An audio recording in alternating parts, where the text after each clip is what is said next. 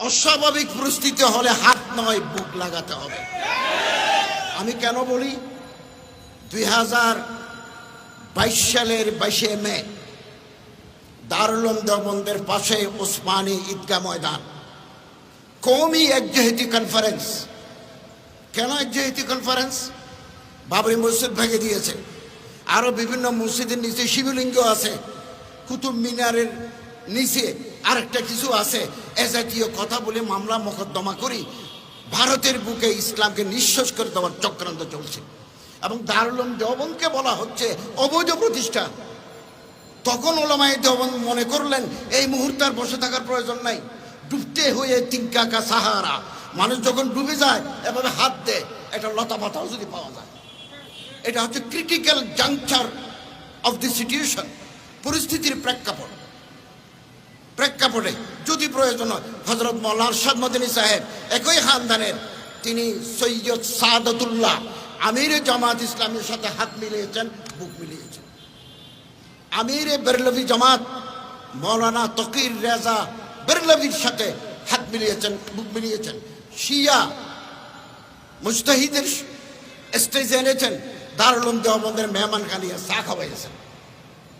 এটা হচ্ছে পরিস্থিতি, এভাবে বাধ্য করে মানুষকে। মানুষ যখন ডুবে যায় লতাপাতা ধরতে চায়। বাংলাদেশে এরকম পরিস্থিতি যদি হয়, আমাদের অত্যন্ত অভিজ্ঞ বিজ্ঞ নেতৃবৃন্দ আছেন, তারা সিদ্ধান্ত নেবেন। একটা স্বাভাবিক পরিস্থিতি, একটা অস্বাভাবিক পরিস্থিতি। আমি কথা শেষ করবো। 47 সালে পাকিস্তান হলো। হযরত আশরাফ আলী থানভী সাহেব রহমতুল্লাহ আলাই, শিবুর আহমদ ওসমানী সাহেব একদিকে, আল্লামা মদনী রহমতুল্লাহ আলাই আরেক দিকে ছিলেন। 47 গেল, 48 গেল, 49 গেল, 50 গেল, ইসলামী হুকুমতের কোনো নাম নাই। হুদুদ, তাজিরাত, ইসলামী দণ্ডবিধি চালু করবেন এরকম কোনো অর্ডিন্যান্স নাই। সুদবিহীন অর্থ ব্যবস্থা চলবে এরকম কিছু নাই। সেকুলার রাষ্ট্র পাকিস্তান। তখন ওলামায়ে কেরাম ভাবলেন এত রক্তের বিনিময়ে আমরা যে দেশ ভাগ করলাম, কই আমাদের তো কোনো ফায়দা নাই। কাজী আজম সেকুলার, লিয়াকত আলী সেকুলার, সরদার আব্দুর রব নিস্টার সেকুলার, সেনাবাহিনীর প্রধানরা সেকুলার। তখন তারা ভাবলেন যোগাযোগ করে আমার যদি কেউ মারতে আসে আমি 2 হাত দিয়ে প্রতিরোধ করতে পারি, কিন্তু আগ্রাসী শক্তির যদি বেশি থাকে 2 হাত নয় 20 হাত দিয়ে যদি মোকাবেলা করি তাহলে তার 20 দাঁত ভেঙে দিতে পারবো। 2 হাতে পারবো না, 10 হাত লাগবে। তখন হযরত আশরাফ আলী থানভী রহমতুল্লাহ আলাইহির জলিলুল কদর খলিফা হযরত আল্লামা সৈয়দ সুলাইমান মদনী, যিনি সিরাতুন নবী লিখেছেন, which is encyclopedia in Urdu, উর্দুর উপরে এত ভালো কিতাব আগে বের হয় নাই। খলিফা আশরাফ আলী থানভী, ওনার জিয়ারে কিয়াদত পূর্ব পাকিস্তান, পশ্চিম পাকিস্তানের মৌলানা আতার আলী স্যার, হযরত মৌলানা মুফতি শফি স্যার, মৌলানা হাফিজ জলন্দরি, মৌলানা মানাজির হাসান গিলানি, জামাত ইসলামের মৌলানা সৈয়দ আবুল আলা মওদুদি, বেরলভি জামাতের মৌলানা শফি উখাড়বি। আমি ইতিহাসের ছাত্র, এগুলো আমি পড়াই।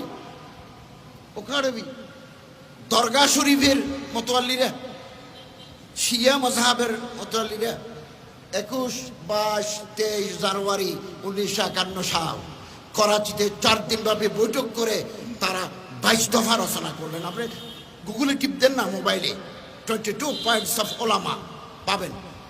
সমস্ত মাকাতেবে ফিকির, মাসলাকি ফিকিরের ওলামায়ে কেরাম একমত হয়ে পাকিস্তান গভর্নমেন্টকে জানিয়ে দিলেন আমাদের আলাদা আলাদা আকীদা আছে, আমাদের আলাদা আলাদা মাযহাব আছে, কিন্তু ইসলামী রাষ্ট্র করার ব্যাপারে আমরা সবাই একমত।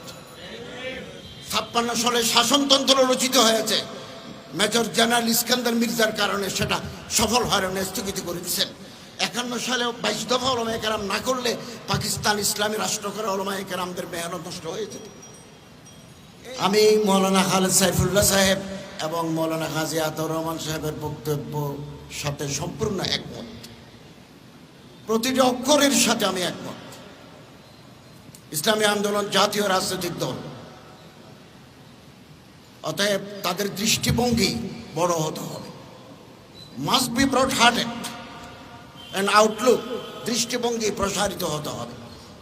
নির্বাচনে দাঁড়ালে প্রতিটি মানুষের কাছে ভোট চাইতে হয়। এখন থেকে প্রতিপক্ষ তৈরি করতে গেলে আমরা দেখা যায়। সাম্প্রতিক বরিশালের যে দুর্ঘটনা, এটা বাংলাদেশের রাজনীতির ইতিহাসের টার্নিং পয়েন্ট। ইতিহাসে একটা বারবার শব্দ আছে, টার্নিং পয়েন্ট। পরিস্থিতির মোড় ঘুরিয়ে দেয়, এটা পরিস্থিতির মোড় ঘুরিয়ে দিয়েছে এবং ইসলামী আন্দোলনকে 10 বছর এগিয়ে নিয়ে গেছে। যুগ যুগ ধরে বলা হতো, অনেক মাসাইল, অনেক প্রশ্ন ছিল গভর্নমেন্টের সাথে চরমোনাইয়ের কি সম্পর্ক। অনেকে আমার কাছে ফোন করেও জানতে চেয়েছে। আজকে এটা পরিষ্কার হয়ে গেছে, ইসলামী আন্দোলন সরকারের বি টিম নয়। এবং নায়েবে আমির সাহেব আহত অবস্থায় বলেছেন, এই সরকারের পতন না হওয়া পর্যন্ত রাজপথ ছাড়ব না। এবং এটার কারণে বাংলাদেশের পত্রিকায় গত বছর 3 মাস আগে 4 মাস আগে প্রথম আলো, যুগান্তর, সমকালে এই পরিমাণ স্পেস দিতে তারা সংকীর্ণ ছিলেন। এই ঘটনার পরে রীতিমতো পোস্ট এডিটোরিয়াল লিখতেছেন। Voice of America, Deutsche Welle এবং বিবিসি রিপোর্ট করেছে, টকশো হচ্ছে। গতকালের আজকের পত্রিকায় পিছনের পাতায় ইসলামী আন্দোলনকে কেন্দ্র করে রাজনীতির নতুন মেরুকরণ শুরু হয়েছে। হেডিং, এটাকে অনেক এগিয়ে এই ঘটনা ইসলামী আন্দোলনকে অনেক দূর এগিয়ে নিয়ে গেছে এবং চরমোনাইয়ের হাজরাতদের যে রাজনৈতিক দূরদর্শিতা, যে প্রজ্ঞা, যে পলিটিক্যাল প্রুডেন্স, এটা প্রমাণিত হয়েছে। বরিশাল বিশ্ববিদ্যালয়ের সামনে লাঠিসোঁটা নিয়ে কর্মীরা ছিল, কিন্তু নায়েবে আমির সাহেব ওনাদেরকে শহরে প্রবেশ করতে দেন নাই। শুধু ওখানে নয়, আরো বিভিন্ন পয়েন্টে ছিল। যদি ওই দিন ঢুকে পড়তো তাহলে নির্বাচন বানচাল হয়ে যেত, গভর্নমেন্টের হাতে একটা কাজ চলে যেত, বলো এরা সন্ত্রাসী, এরা জঙ্গি, এদের দমন করো, এদের গুম করো। এই সুযোগ গভর্নমেন্ট পায় নাই। আমাদের সম্মানিত নেতৃবৃন্দ অত্যন্ত বিজ্ঞতার, প্রজ্ঞার, যোগ্যতার পরিচয় দিয়েছেন এবং আমাদের সম্মানিত আমির সাহেব, পীর সাহেব, হযরত পীর সাহেব চরমোনাই, আমি দেখেছি মানব জমিনের সাথে উনি একটা লাইভ সাক্ষাৎকার দিয়েছেন, আরও বিভিন্ন পত্রিকার সাথে দিয়েছেন। অত্যন্ত বিজ্ঞ, একেবারে ডিপ্লোম্যাটিক প্রুডেন্স, কূটনৈতিক প্রজ্ঞার সাথে তিনি জবাব দিয়েছেন। ওরা বারবার প্রশ্ন করে, উনি খুব সুন্দর করে জবাব দিয়েছেন, রাখি কথা বলেছেন এবং এটা একজন রাজনৈতিক নেতার যোগ্যতার পরিচয়। এবং বাংলাদেশের রাজনীতিতে ইসলামী আন্দোলন এখন 2-3 নম্বরের হিসাবের খাতায় আছে। অতএব আমাদের নেতৃবৃন্দ, নীতি নির্ধারক যারা আছেন, তারা সিদ্ধান্ত নেবেন আগামী দিনের রাজনীতি কি হবে, ঐক্য করা যাবে কিনা, না আমরা নিজেরাই চলবো, নাকি যার যার প্ল্যাটফর্ম থেকে সেই কথা বলবো।